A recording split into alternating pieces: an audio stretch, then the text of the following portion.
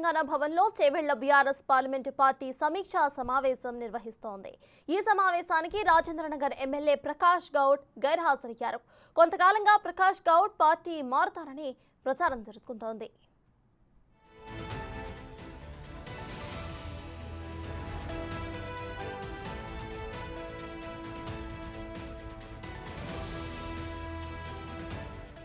తెలంగాణ భవన్లో Chevella BRS parliament party సమీక్షా సమావేశం నిర్వహిస్తోంది.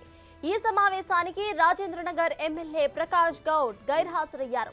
కొంతకాలంగా ప్రకాష్ గౌడ్ పార్టీ మారుతారని ప్రచారం జరుగుతోంది.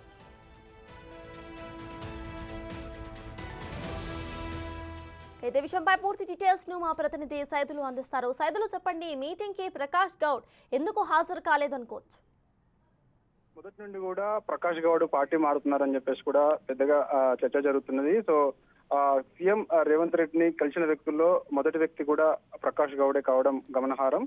సో అతను బీఆర్ఎస్ లో ఉండగా కొంత అసంతృప్తిగా కొనసాగుతూ ఉన్నారు. సో కొంతకాలంగా కూడా తను కాంగ్రెస్ గూటికి చేరతారని చెప్పేసి కూడా వార్తలు వస్తున్నప్పటికీ కూడా తను ఖండిస్తూ వస్తున్నారు. అయితే ఈ రోజు చేవెళ్ల పార్లమెంట్ సమీక్ష సమావేశం తెలంగాణ భవన్ లో కొనసాగుతుంది. ఈ సమీక్ష సమావేశాన్ని ఇటు BRS party working president KTR నిర్వహిస్తున్నారు. అయితే ఆ చేవెళ్ల పార్లమెంట్ పరిధిలో ఉన్నటువంటి ఎమ్మెల్యేలు, మాజీ ఎమ్మెల్యేలు, ఎమ్మెల్సీలు, జడ్పీటీసీలు ఇలా ప్రజాప్రతినిధులు అందరూ కూడా ఈ సమీక్షకి హాజరు కావాల్సి ఉంటుంది. అయితే ఈ సమీక్షలో పార్లమెంట్ కి సంబంధించి గెలుపోవటములకు సంబంధించి అంచనా వేసుకోవడము, అదేవిధంగా ఖచ్చితంగా గెలిచి తీరాలని చెప్పేసి కూడా ఒక దిశానిర్దేశం కేటీఆర్ చేస్తూ ఉంటారు. సో ఈ సమీక్ష సమావేశానికి రాజేంద్రనగర్ ఎమ్మెల్యే ప్రకాష్ గౌడ్ గైర్హాజరయ్యారు. సో మొదటి నుంచి వస్తున్న వార్తలు అంటే పార్టీ మారుతారని చెప్పేసి కూడా వార్తల నేపథ్యంలో తను ఇక ఈ సమావేశానికి గైర్హాజరు కావడంతో తను కూడా కాంగ్రెస్ పార్టీలోకి వస్తున్నారని చెప్పేసి కూడా అంటున్నారు. సో తన చేరికకు సంబంధించి క్లారిటీ ఇంకా రావట్లేదు.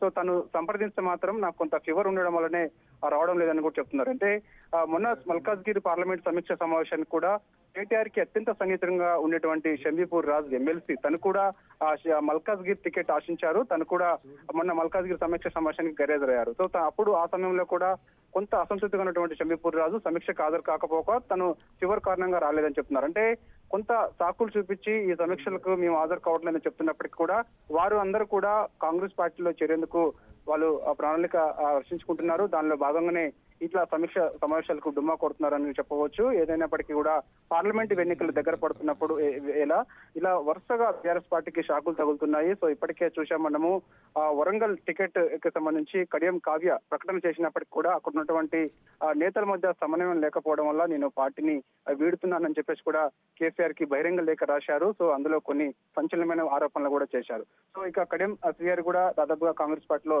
చేరుతున్నారు కూడా కొద్దిసేపటి క్రితం ప్రకటన కూడా చేశారు. సో తన చేరిక ఏదైనప్పటికీ కూడా ఎన్నికలు సమీపిస్తున్న వేళ బీఆర్ఎస్ పార్టీకి అయితే వరుస శాఖలు తగులుతున్నాయి.